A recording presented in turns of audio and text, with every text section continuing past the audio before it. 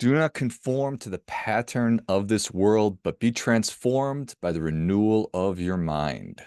Then you will be able to test and approve what God's will is, his good, pleasing, and perfect will. From Romans 12. What does that mean? Does it even apply to you and your life? That is what we will explore today. Welcome to the Sunday service. Some things you just know. They just resonate with you. It clicks with you. You get it. And maybe this is you too, but for me, it was the idea of non-conformity. And this was, of course, during my teenage years, because that's when I believe that most of us have that punk rock, non-conformist, rage against the machine, your parents are dummies kind of thing. But maybe not everybody feels that way. As I get older, no longer in my teenage years, I have such a deeper appreciation, which sounds really dumb, but I have such a deeper appreciation for how different each of us is.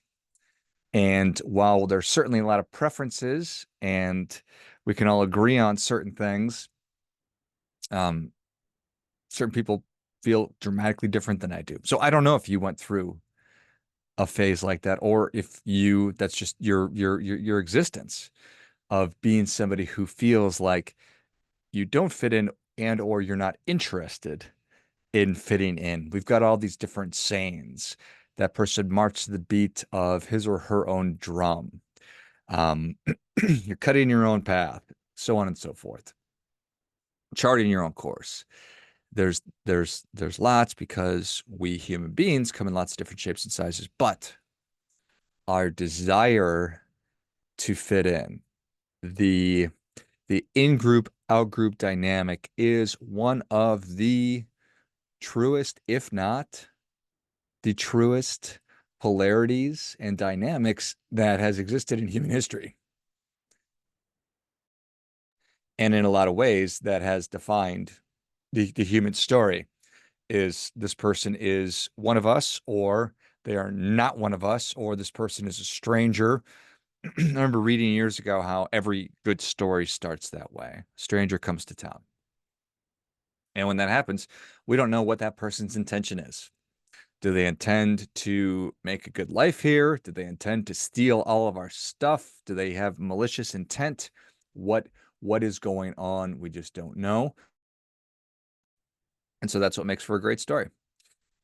So why talk about this? Why be thinking about this? Well, because in our political landscape, the world of politics right now, we've got one side calling the other side weird,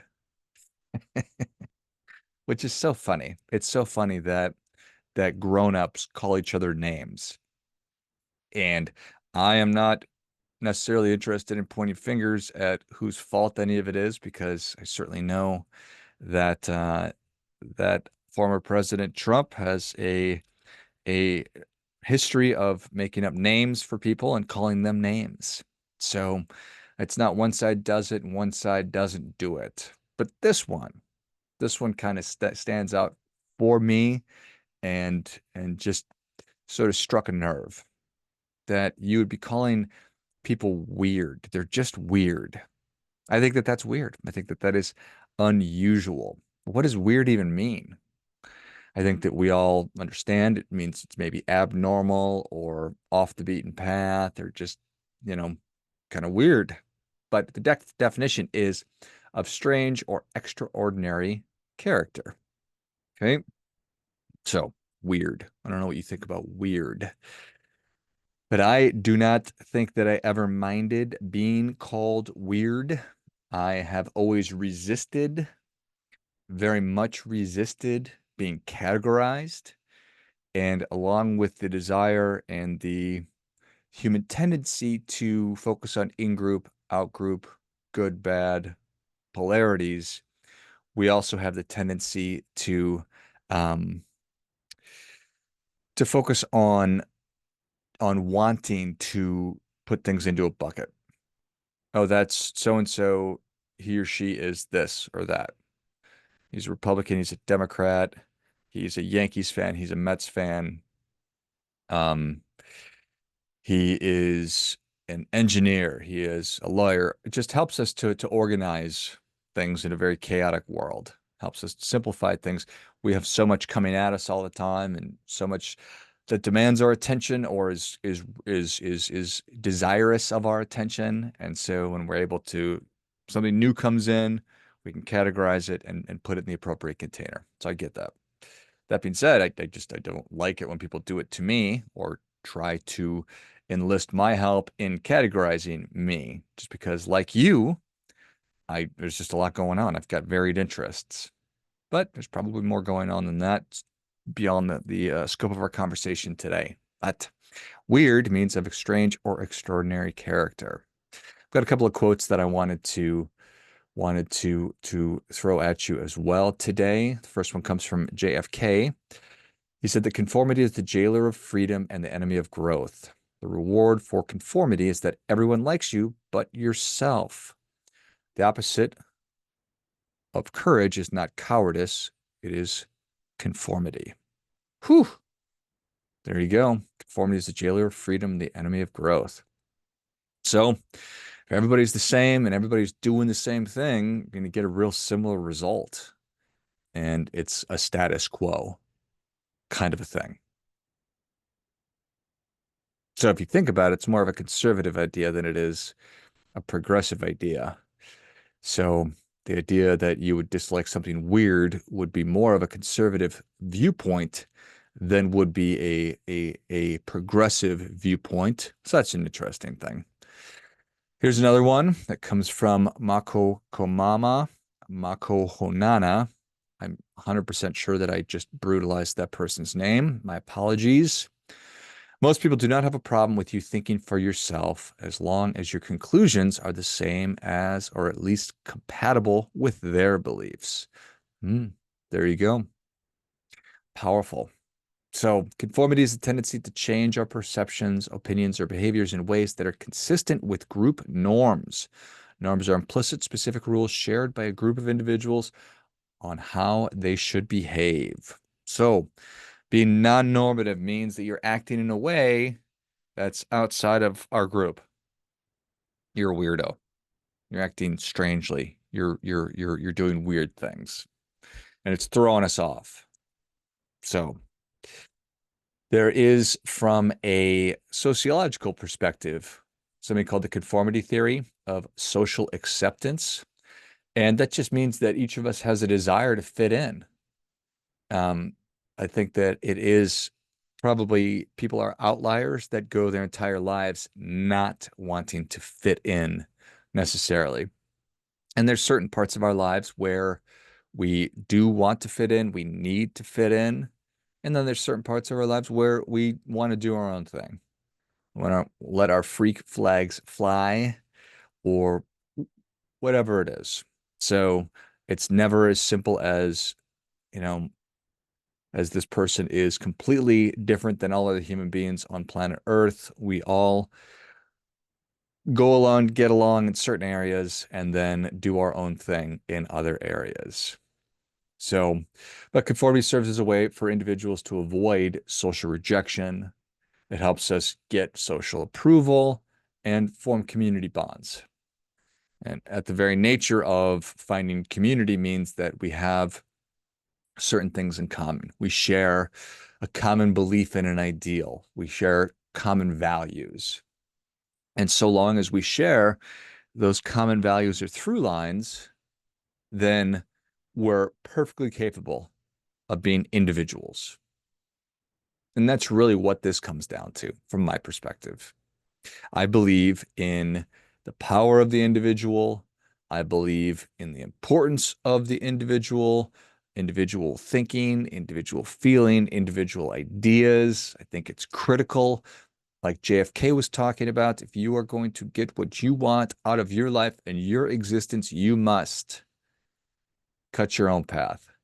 That doesn't mean it's contrary to what everybody else is doing. We share the same values. Assuming that we share the same values, we can still be individuals. we can still maintain our autonomy. I think that that's what this is all about. I don't want everybody to be the same. I think that would be terrible. It would destroy art, it would destroy music, it would destroy athletics, it would destroy capitalism, it would destroy everything. If everything was just, monochrome, if everything was just black and white, same, same. You're probably familiar with Friedrich Nietzsche. I quote him fairly frequently. He has a little known work. Well, if you're a Nietzsche fan, you're probably like, no, dummy. We all know about this one. But he has a little known work to me, and perhaps you as well. It's his meditation on the tragedy of conformity. And I'm just going to read it to you, or read a portion of it to you, because I think it's of immense value. And I encourage you to seek it out. But if you decide that you don't have enough time to do that, I totally get it, which is why I'm going to read it. Says a traveler who had seen many countries, peoples, and several of the Earth's continents was asked what attribute he had found in men everywhere. He said, they have a propensity for laziness.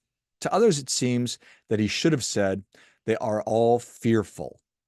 They hide themselves behind customs and opinions. In his heart, every man knows quite well that being unique, he will be in the world only once, and that there will be no second chance for his oneness to coalesce from the strangely variegated assortment that he is. He knows it, but hides it like a bad conscience. Why? From fear of his neighbor, who demands conformity and cloaks himself with it. But what is it that constrains the individual to fear his neighbor, to think and act like a member of a herd, and to have no joy in himself? Modesty, perhaps, in a few rare cases. With the great majority, it is indolence, inertia, in short, the tendency to laziness of which the traveler spoke. He is right. Men are even lazier than they are timid, and fear most of all the inconveniences which would unconditionally honesty and nakedness would burden them. Artists alone hate this sluggish promenading in borrowed fashions and appropriated opinions, and they reveal everyone's secret bad conscience. The law that every man is a unique miracle, they dare to show us man as he is, uniquely himself to every last movement of his muscles, more than in being thus strictly consistent in uniqueness, he is beautiful and worth regarding, and in no way tedious. When the great thinker despises mankind, he despises its laziness, for it is on account of their laziness that men seem like factory products, things of no consequence and unworthy to be associated with or instructed. The man who does not wish to belong to the mass needs only to cease taking himself easily. Let him follow his conscience, which calls to him, be yourself. All you are now doing, thinking, and desiring is not yourself. Powerful. So powerful. I think that way too many of us are carried along by the currents of life. We fall into predictable patterns and habits, and we stick to them. We have social groups that we remain with forever, and that could be a good thing or could not be. It's the way we do things. And Nietzsche outlined it perfectly. But it's reality that I think that we all should consider. What assumptions, what systems am I living under? That COVID caused us to be asking a lot of questions and thinking lots of new thoughts and interrogating why it is that we do certain things, in fact, many different things. And right now we're going through a period where, from my perspective, we we as a culture were somewhat complacent to let things be. And now we're seeing that that's no longer the case, and people are asserting themselves a little bit more.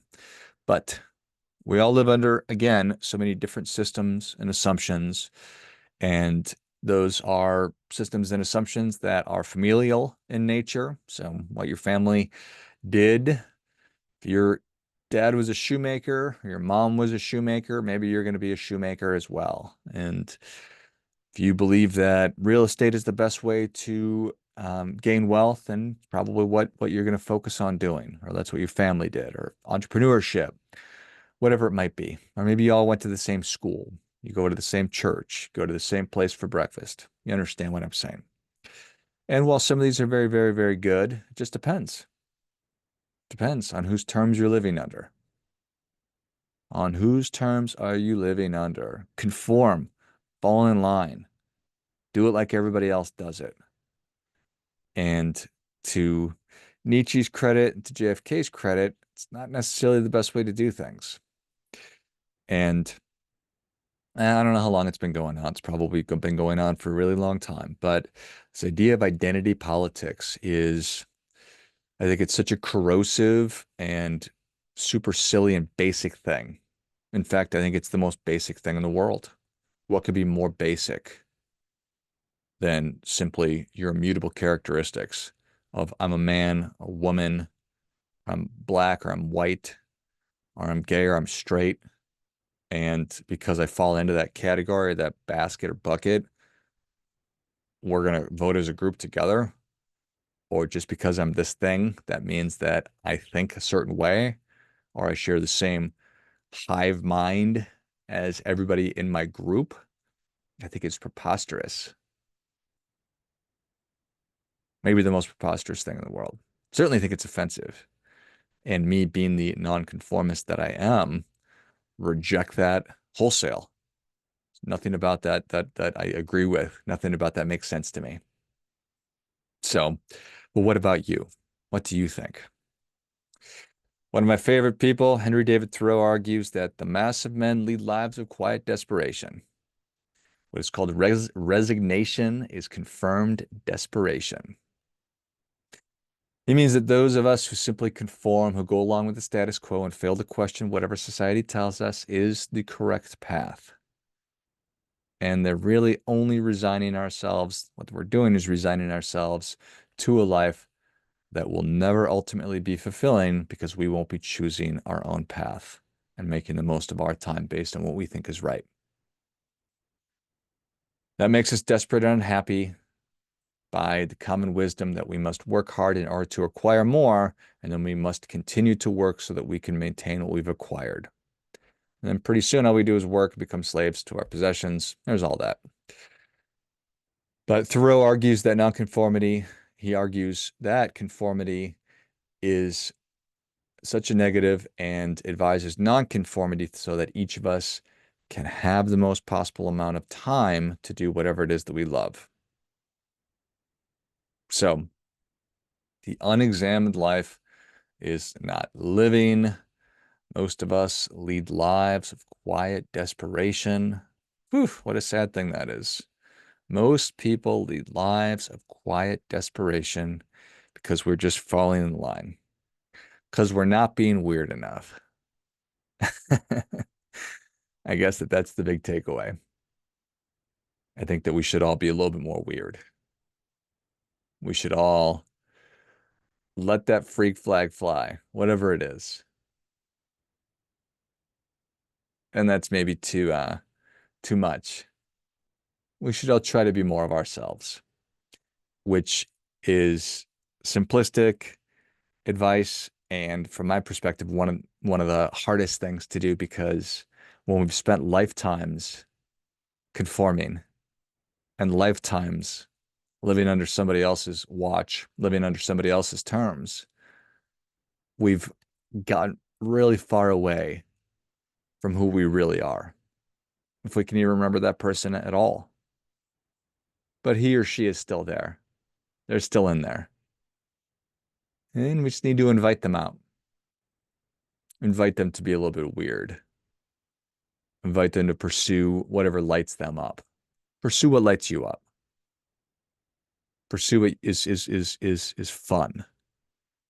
And I'm not saying just stop doing everything, throw the baby out the bathwater. I'm saying just find your opportunities a little bit at a time to do the things that you really enjoy and that you want to be doing. Think the thoughts you want to be thinking. Do the work you want to be doing.